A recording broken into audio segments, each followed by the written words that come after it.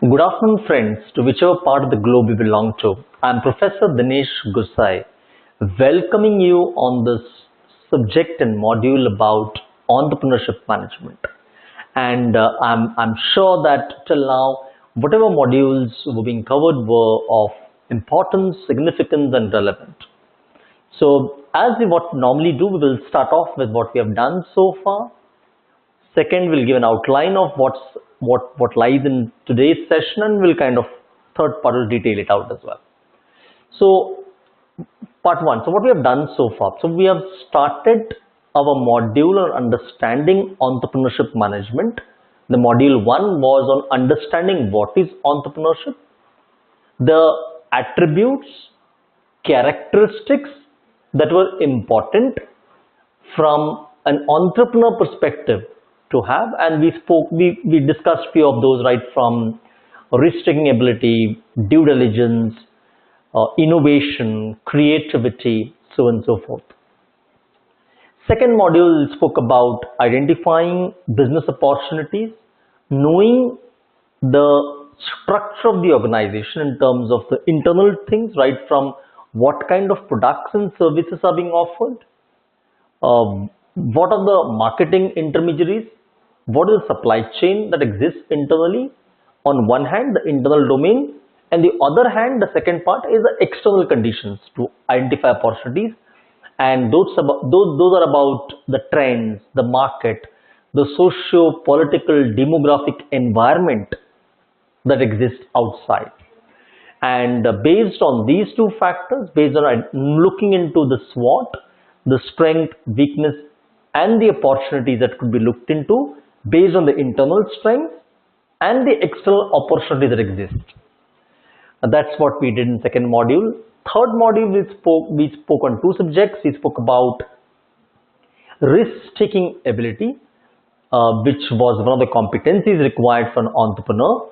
And we also associated the part B of that module was on role of women in entrepreneurship. We spoke about from a world perspective and also from an Indian scenario, how the participation of women in entrepreneurship has gone up close to 15% vis-a-vis the global average of 22%. We spoke about examples right from Kiran Majumdar Shah of Biocon to a lot of female CEOs running a lot of financial institutions, right from Indrayani Noori to lots of them. So we spoke about women entrepreneurship. Fourth module, we spoke about venture capitalists. We spoke about that one of the important resource that is needed for an entrepreneur is capital. So we define what is capital is in generic terms means money, but also in terms of how an entrepreneur can mobilize fund resources not only at a startup level but also as he grows up as well. So we spoke about investing his own saving, family, friends. We spoke about angel investors. We also spoke about venture capitalists and also spoke about IPO as well, the initial public offerings. That's what we spoke about in venture capitals. We also spoke about in one of the modules was we touched upon the innovation. So the role of creativity and innovation where an entrepreneur needs to be aware that since he is risking his resource, time, effort, energy, money, so if he wants to be really successful in the marketplace, that also means that he needs to be innovative. That means he needs to think different. So innovation, we spoke in that module, does not restrict itself to just product or services. It also applies to innovative marketing styles. It's about innovating, reaching out to customer, innovation in supply chain management, innovation in dealing with internal customers and external customers both. So innovation on all those lines is what we spoke about in the last module. In today's module, we would be addressing one of the key competencies which is very, very important for an entrepreneur, and that's about motivation, the achievement motivation. Now we'll speak about in today's module the kind of motivational types that people have. So Understanding, friends, at this point of time is very important, that since entrepreneurship itself is a very risky affair. Now, when we are dealing with the subject in our first module, we spoke that 60 to 70% of new startups, I repeat, 60 to 70% of new startup close down within the first 3 years. That means they can't survive 1,000 days. Now, important to understand that if an entrepreneur or a startup enterprise has to move forward, when an entrepreneur begins his journey of entrepreneurship, he is highly motivated because he has a vision and dream about it. But then as things progress forward, things are different because a lot of obstacles, challenges come in, and that is the point motivation is tested. And hence, in the subject of entrepreneurship management, very important point to be understood about what all kind of motivational drives people have, and what all personality traits people have when it comes to motivational strategies. This is what we will be doing in our module, and we'll also try to touch upon today's part today would be on the role of project writing or reports and projects, which is very detrimental when it comes to preparing pro formas. So today's module we would be kind of detailing a more on entrepreneurial motivation, the entrepreneurial personality traits that exist, the entrepreneurial competencies that exist as well, and accessing what are the certain tools available so that people can access, know how to move forward. So when we speak about pillars of the seminar, so the entire discussion will be revolving around motivation. So motivation, as the name suggests, comes from two words: the motive, that is the intent. So as Richard Hackman defines motivation, it may say that skills cannot be mastered by listening to lectures, but by observing of positive morals, coupled with repeated practice and feedback. Important to know, friends, that entrepreneurship, although by the lecture medium, although by the method about understanding the models, it is a very different ball game learning entrepreneurship in a lecture mode than actually running a business, even a startup business. Even if one person runs a business, the actualities, the practicalities involved in running the show are pretty different than when you actually just know the model. So it's not just about knowing. Friends, for being an entrepreneur needs to be action oriented. So yes, there needs to be a conceptual understanding. Yes, you need to think before making decisions, but a lot of thrive and thrust is on doing. It's not just knowing. So a lot of people know what to do, but still don't do, isn't it?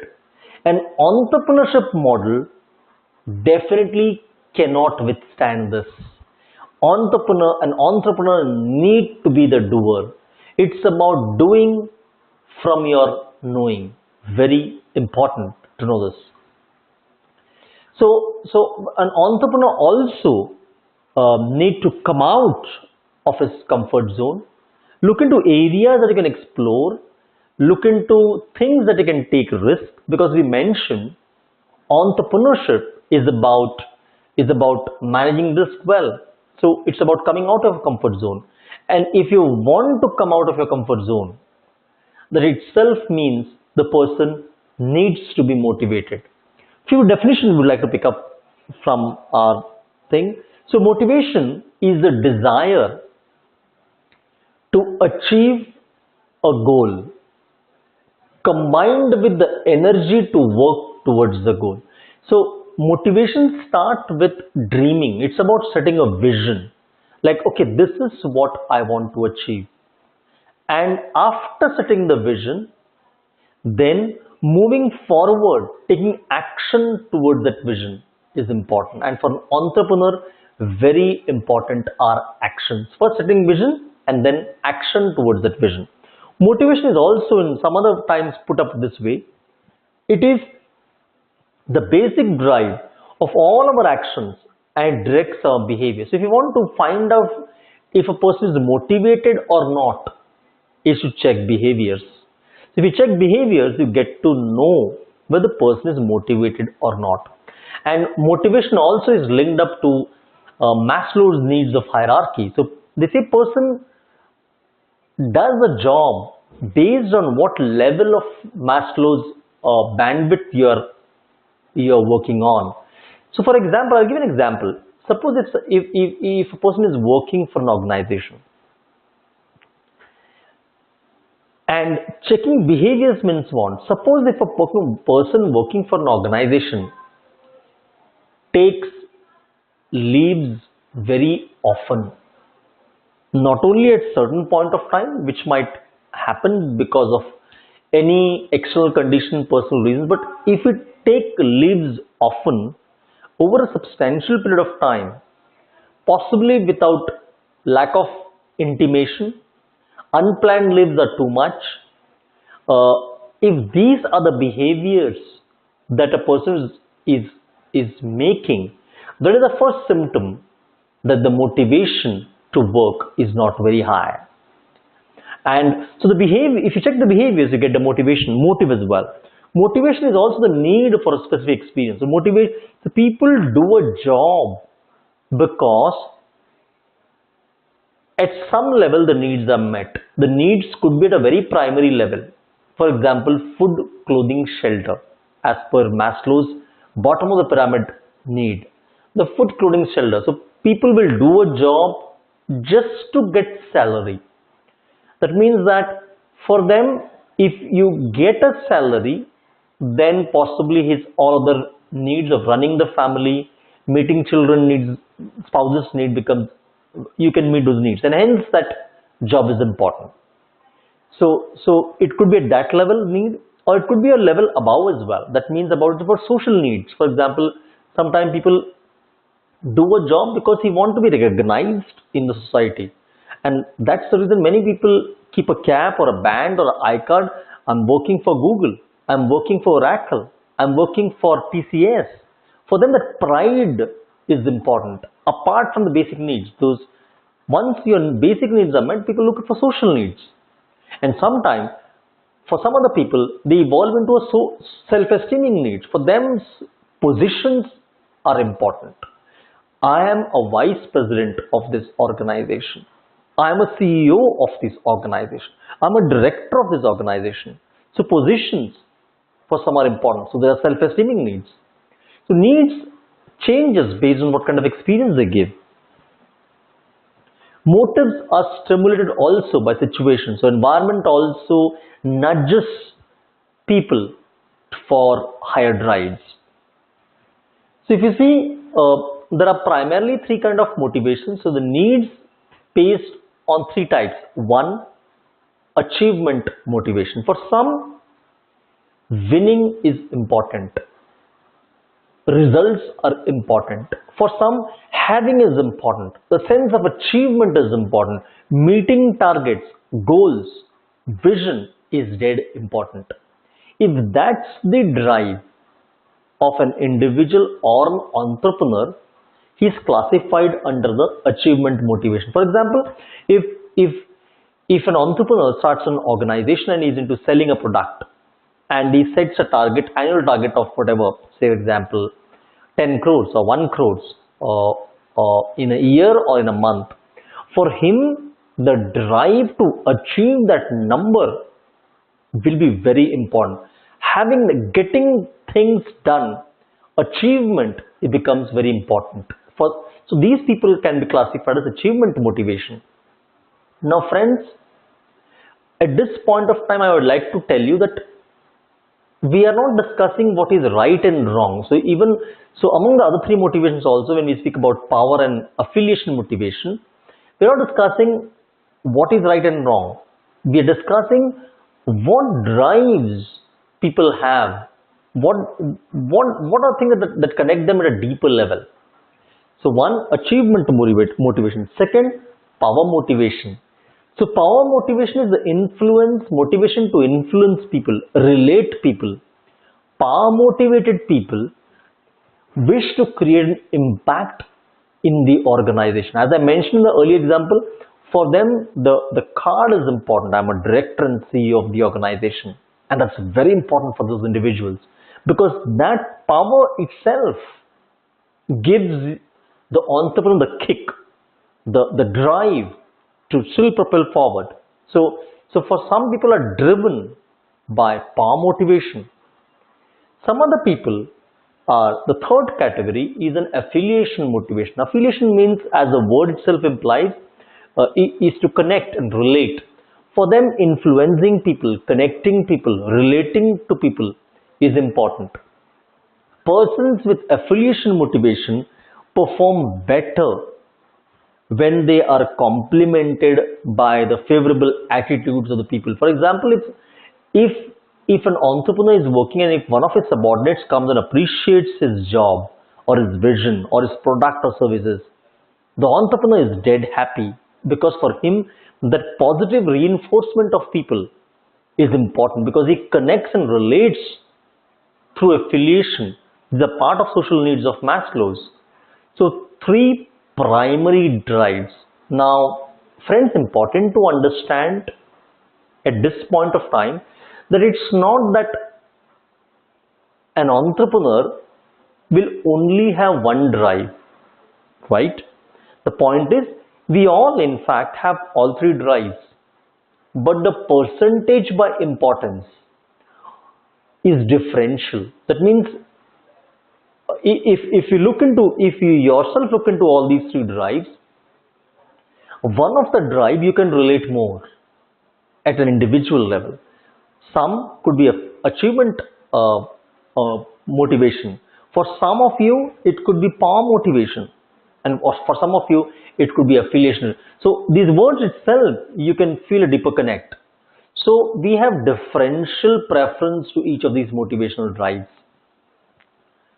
For an entrepreneur, knowing what's your primary drive or which is the number one drive is very important, because motivation is one of those competencies for an entrepreneur that will keep the person, the organization, the startup or the enterprise on track, on business.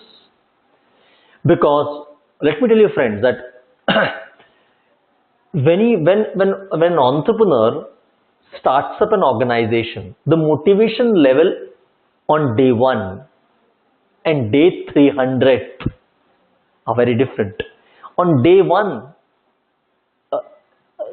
you have the enterprise or the startup has not really interacted with the external environment. It is just at the internal level to start off. That means his vision, his dreams, his office, his infrastructure, his products, his service.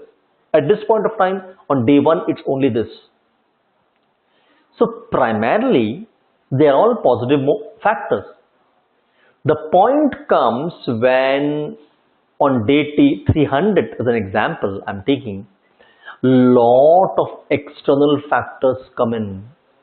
So we mentioned that one of the competencies is risk management. So when an entrepreneur starts an organization, that itself is a risk. So there are chances that the conditions might not suit you. The customer taste and preferences has changed based on what you had assumed. The technological revolution has changed a lot of dynamics from the perspective of the entrepreneur's product or services. The political scenarios or new bylaws might have been enacted that is not favoring you. It could be political conditions where the turbulence is there in terms of the political atmosphere. and it is not a,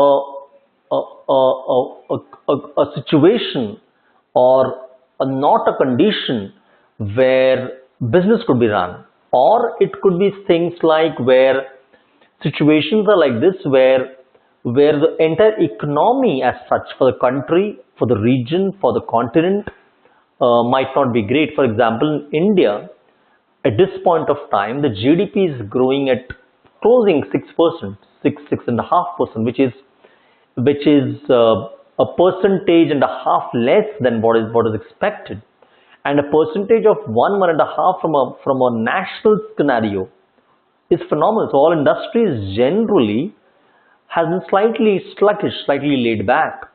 So in this kind of environment, then to do business, the odds are lots against you. So what happens at the 300 the day is you have received a lot of setbacks, you have received a lot of no's, you have received lot of failures.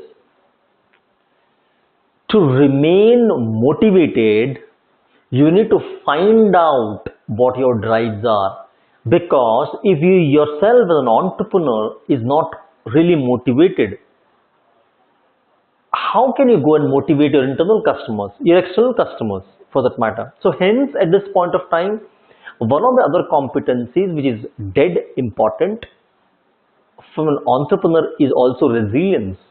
Now resilience is the ability to bounce back. Some people, when they fall down, the fall could be a financial fall, a physical fall, economic fall, a health fall, whatever the fall might be. For some people, when they fall down, they get up very fast. And this getting up is resilience. Now, tell me, friends, is this getting up important for an entrepreneur? Very much. Because these falls will keep on happening.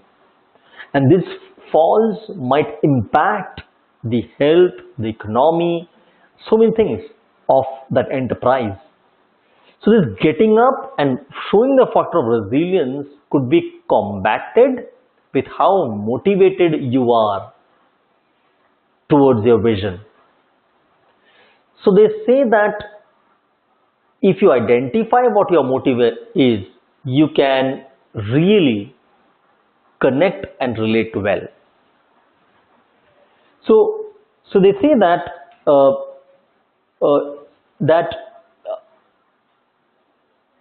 since motivation itself comes from the word motive, it says that if your why is powerful, WHY, if your why is powerful, so when we were discussing module 1, we spoke about certain questions that an entrepreneur needs to be sure of before starting an enterprise. And those questions were, why I am in this business?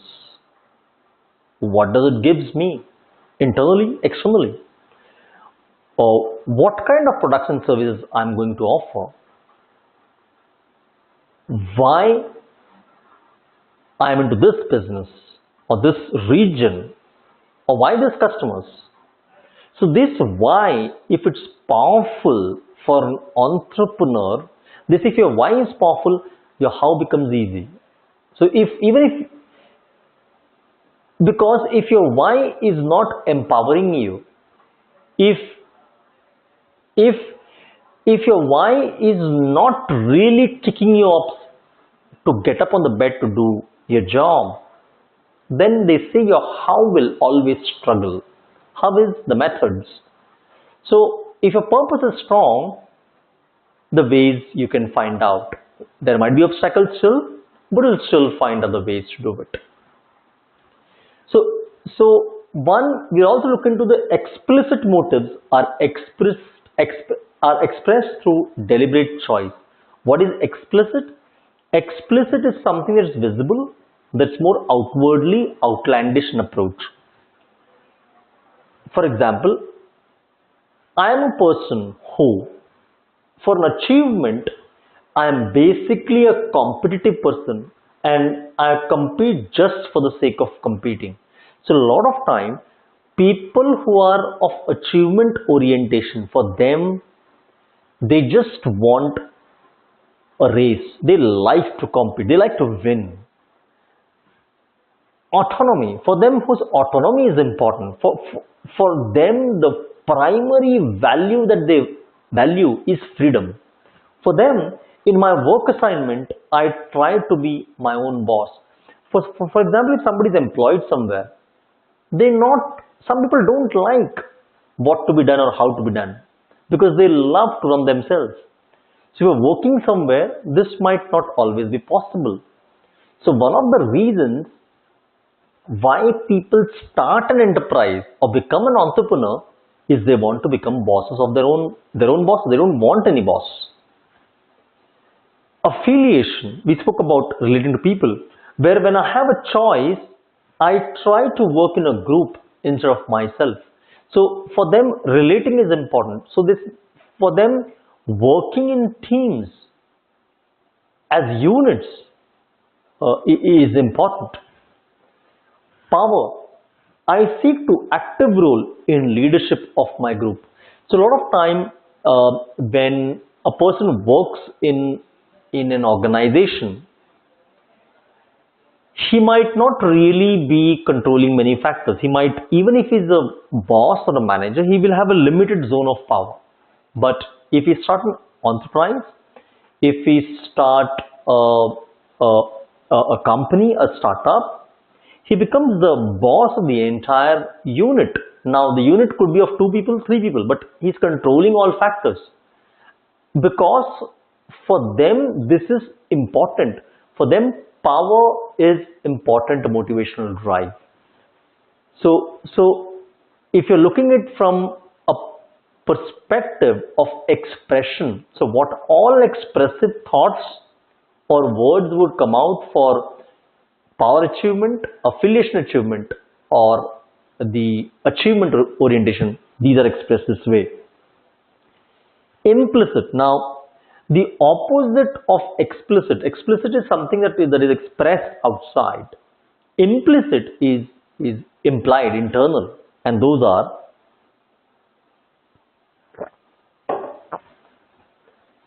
what's going on here? Who are these people? What do they think? What do they want? What will happen? Now all this is a self-talk. Now understand, friends, communication happens at 2 levels. One, what you express through your words to the world around you. But there's also a communication that's happening internally as well, that you communicate, you do a self-talk, you communicate with your own self. So implication is what do you talk to yourself? And this talking is also motivating or demotivating, whatever the case might be. So these self-talks are also important for entrepreneurship, because if the self-talk, now in psychology it is said that if your self-talk it's not empowering, you are not empowered.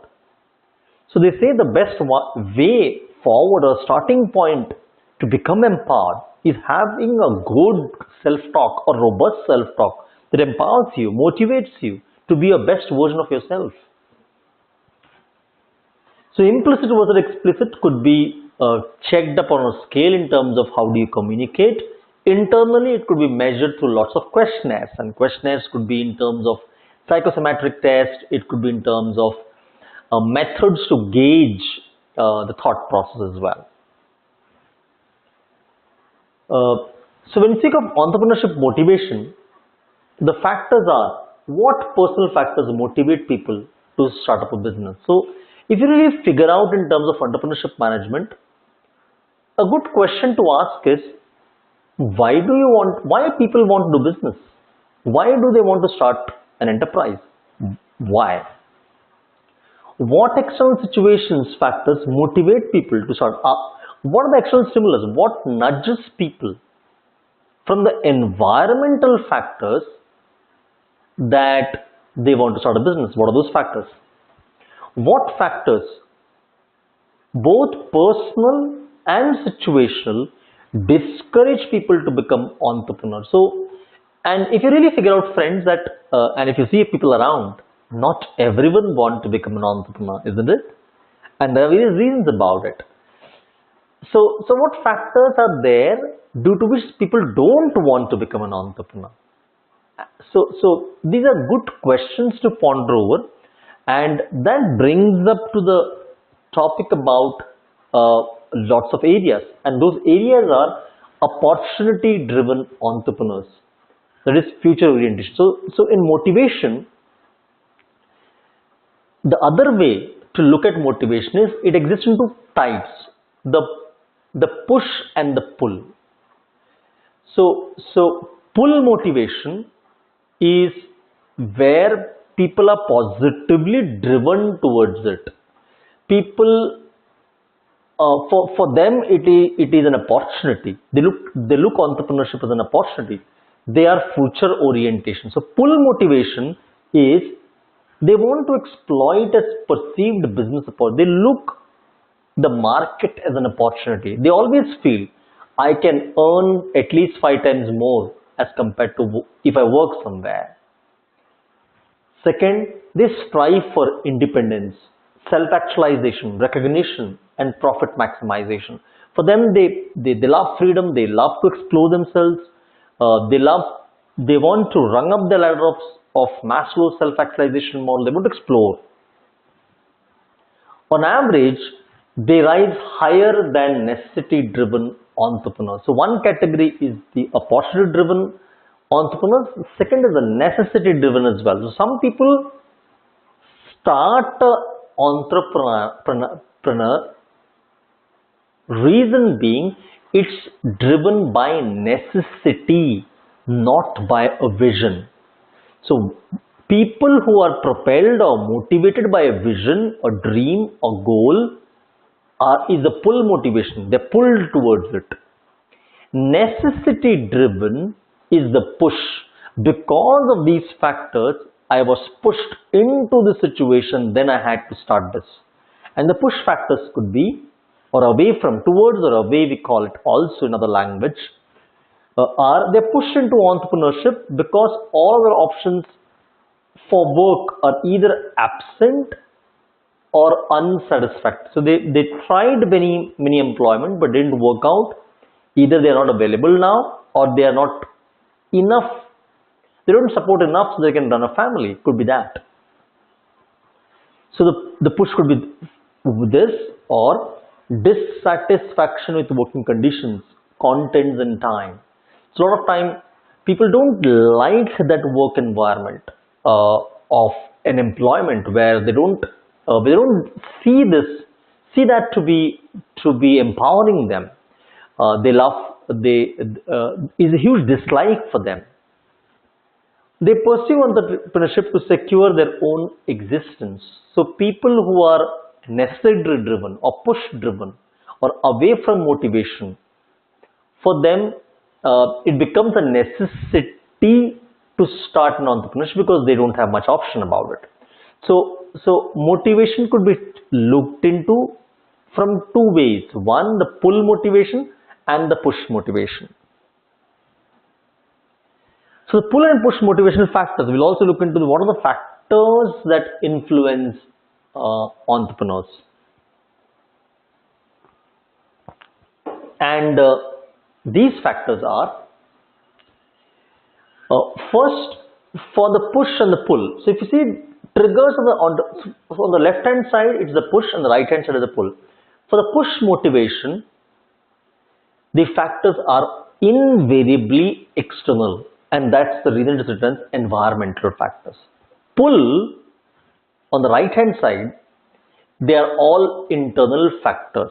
It's about the vision, the goals, the why, the intent is there. Main purpose. What is the main purpose? For both. For push, getting away from current situation. For push motivation, it is about they just want to move from current situation. The current situation is irritating them. They are reducing their frustration tolerances come. They're getting depressed. They don't just hate going to the job. The push factors are there. The pull factors are they're oriented towards future. They look this is an opportunity to make a living, to build a life, to lead a life of luxury, to drive people, to motivate people, whatever the case might be. The motives for each. So the motives for push motivation are ending unemployment. So possibly they might be uh, uh, uh, are not employed. They might, their employment might have gone off. They start, okay, I'm anyhow sitting idle. Let's start something else. Avoiding unemployment. They didn't want to become unemployed. They don't want any gaps. Get out of an emergency situation. Just because they are in a total fix, they want to start something. They want to get out of that situation.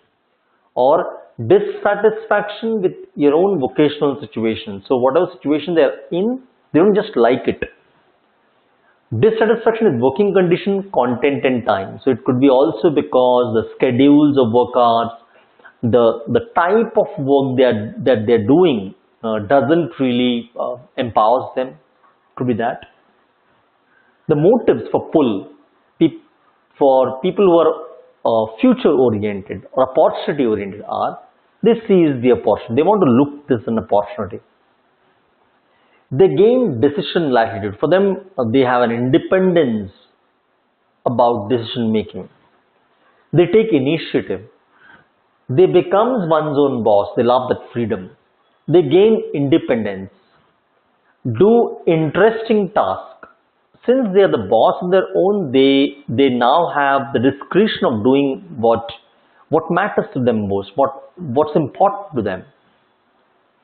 Implements one's own ideas. So since entrepreneurship gives the leverage and the freedom to do what he likes, gain better income. So financial rewards are more. So it said entrepreneurship is a risky affair, and people who are pull oriented in terms of their motivation, they have the philosophies or mindset about risk, as they say that no risk, no gain. For them, these quotes will drive them more. For example, the other quotes on risk could be, not taking a risk is the biggest risk. Could be. So these quotes would propel them because they love taking risks, they love taking initiative, and they gain success as well. So compared to success parameter as well, people who are pull motivated or towards motivated tend to achieve more than people who are push motivated. So and this is backed up by data as well. So people who tend to do well, who are pulled by things, than the people who are pushed. Now the journey from this motivation to a startup invariably is an estimation of startup chances in a given environment. They say that if all situations being same, if a person requires motivation to start a startup or an enterprise, that's a necessary fuel.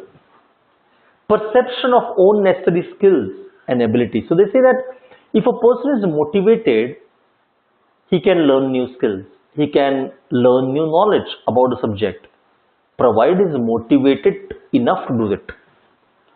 Availability of role models. So a lot of time people look at people who had walked this path, right from Bill Gates to Warren Buffett to Narayan Murthy to Dhirubhai Ambani, to so many of them. People look them as role models, and that's also an external source of getting motivation.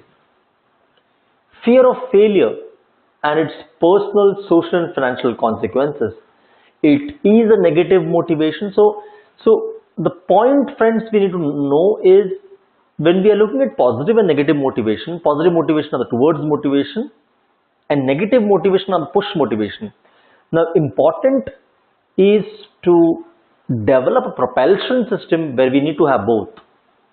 Generally more of pull, but also push as well, because both help to make that positive thrust forward, and that gives action to form a startup company and also to perceive it, to take it forward. Now, important to understand also to friends is motivation is not only required for an entrepreneur, not only to start a business venture, but very important to sustain it as well. So they say perseverance is the name of the game when it comes to entrepreneurship. So perseverant you can be if you are motivated enough for the vision, and that's so detrimental for an entrepreneur. So positive models could be, if you see Bill Gates, a story of success where Bill Gates is seen as a small boy, where he's looking at Paul Allen working in computer terminal at Lakeside School. This is good 40 years back. So role models gives motivation. Role models of similar fields, it could be of external fields. From an Indian scenario, APJ Abdul Kalam is a role model for many youth. He is a youth icon for many, and you don't necessarily has to be from an industry of aerospace or from political standpoint of view. It could be any, because APJ reflected ethics, values, vision, authenticity, clarity of vision, and depicted soft values of humility, humanness, kindness, polite, and these are also factors that influence as a role model. Examples of entrepreneurship traits. So what kind of traits? Now what are traits? Traits are characteristics that an entrepreneur demonstrate, and the traits are the need for achievement. It denotes individual need to strive hard to attain success. So an entrepreneur, for him, success is important. He wants to make a mark, and that's very important. Setting demanding target for oneself, being proactive, tendency to take immediate responsibility for tasks, plan and control events, wants to receive feedback about the level of performance. So people who are achievement orientation, they are demanding on themselves first. They always try to stretch their limits in terms of time of work, demanding more from the internal employees in terms of the dedication, commitment, demanding more from customers as well, external customers as well. Locus of control. Now, locus of control is important in the sense that one aspect of cognitive style which represents the extension to which individual feels in charge. Now, locus of control are, for each one of us, there are three factors that we can control, influence things. So one is if I'm to give an analogy, it's like looking at the traffic signals, and there are three lights, as you know. So locus of control, there are three lights, and each represents a loci. For example, we will take that as a traffic signal. So a red light, the circle, signifies the things that you don't have any control about it. No control whatsoever.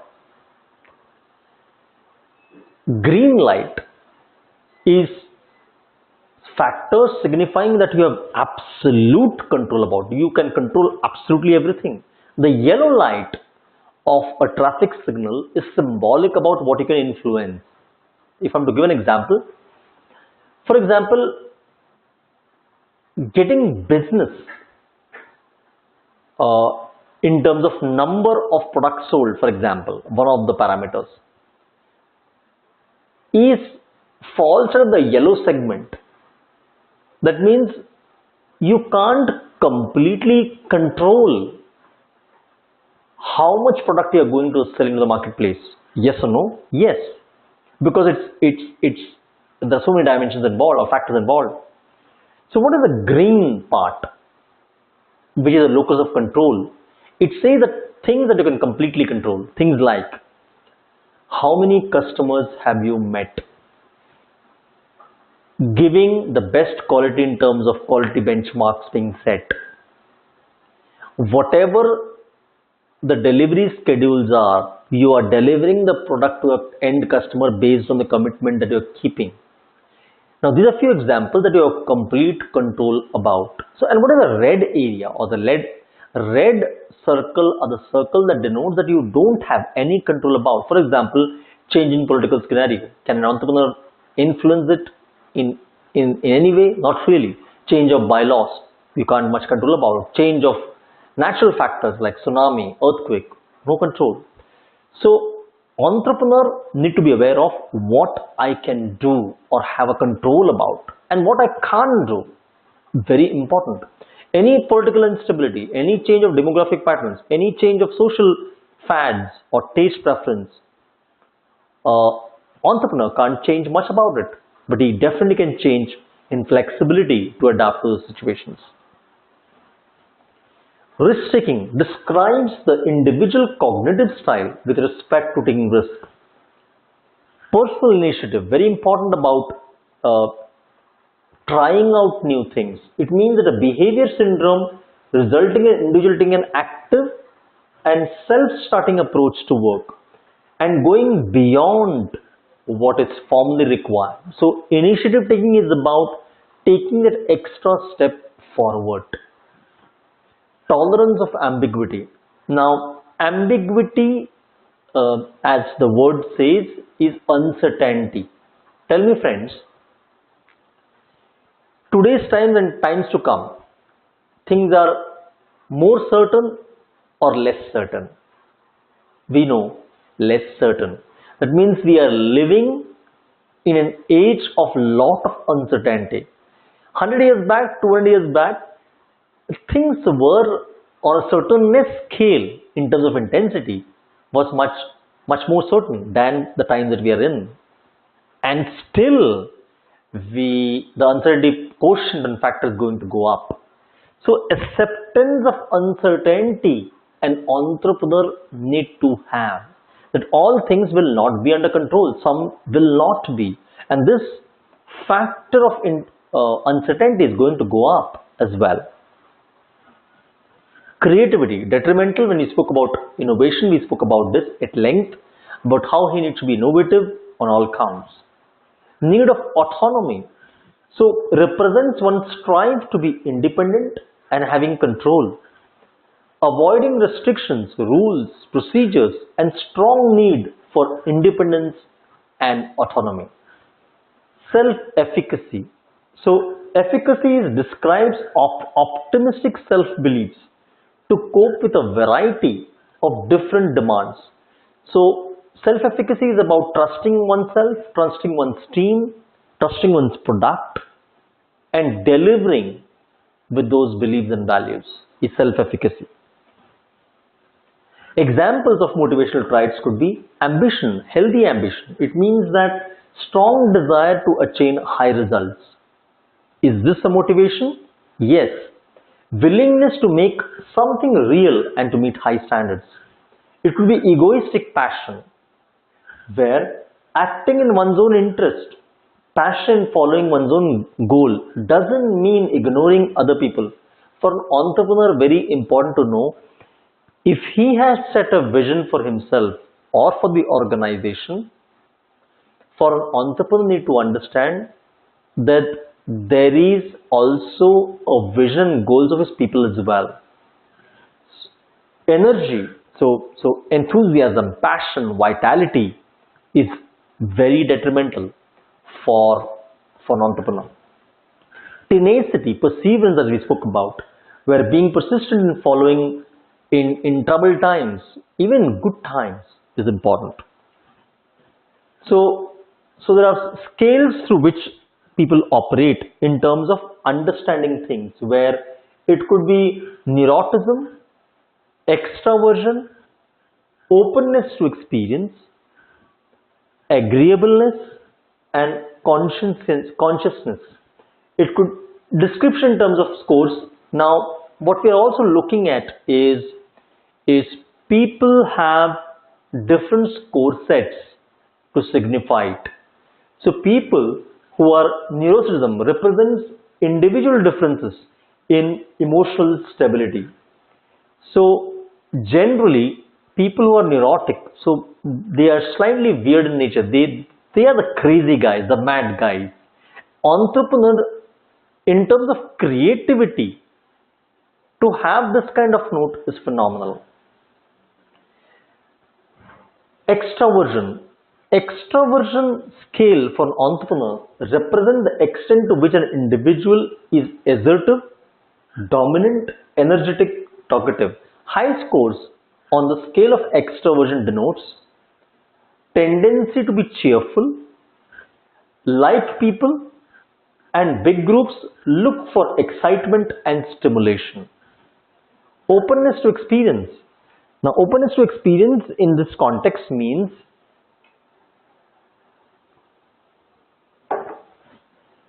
describe tendency to seek new experiences, exploration of novel ideas. So they figure out that this is a journey and they will come across many things as well.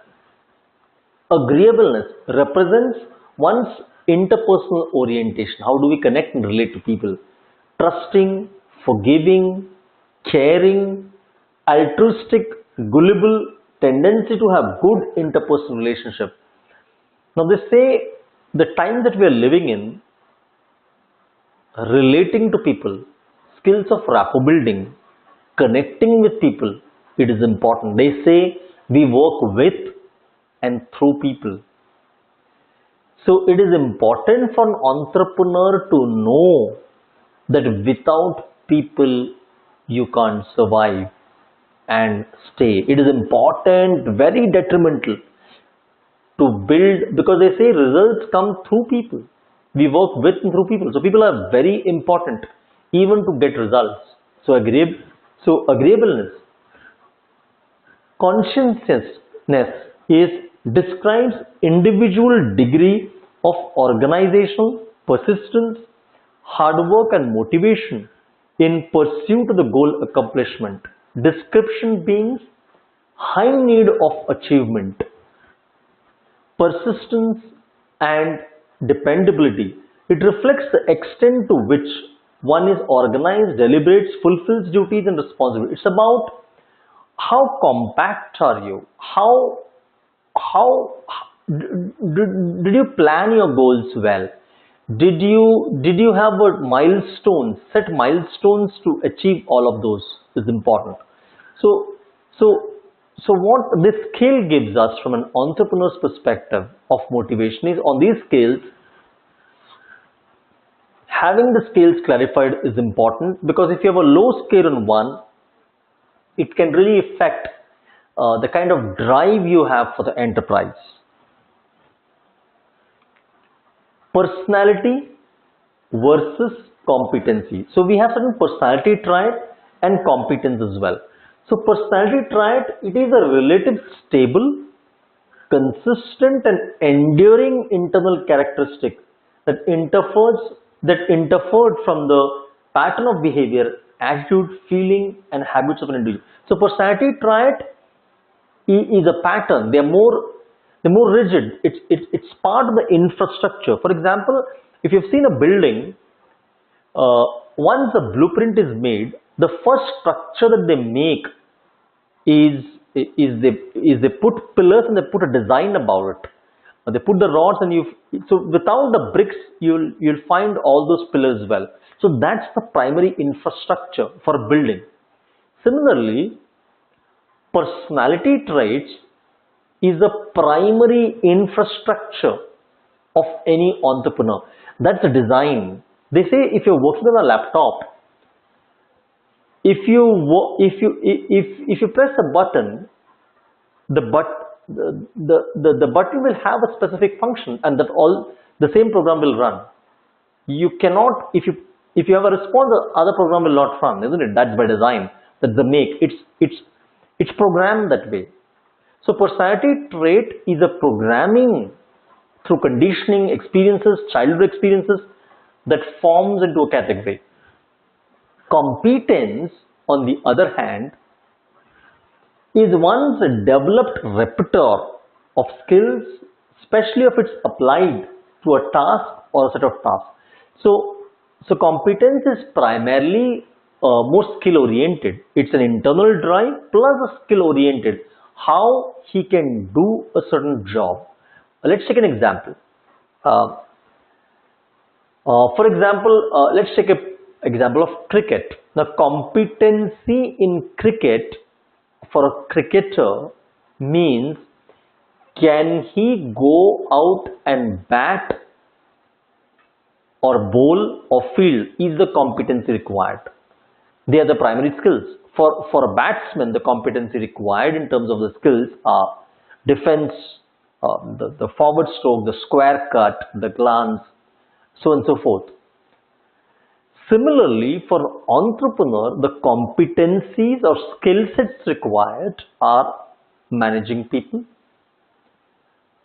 communication skills, the planning skills in terms of drafting what needs to be done, skills of follow-up, skills of execution and implementation. These are skills, they are competencies. Personality traits that exist for an entrepreneur could be in terms of the motivational drives. It could be intent. It could be humility. It could be forgiveness. Those are all inner attributes which are there. So this is the primary difference when it comes to personality versus competitive things. Few other competencies which goes along with motivation are the entrepreneurial career vision. Now, when we speak of entrepreneurial career vision, it means that it includes formulation of a long-term goals and preparation of action implementation goal. So when an entrepreneur makes a plan, it has to be a short-term and a long-term vision. What's the vision? So, what is the vision that the entrepreneur is having? Not only in 1 year. So what's the plan for 5 years, 10 years?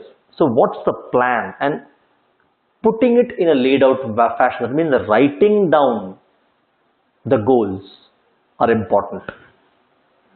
Decision taking.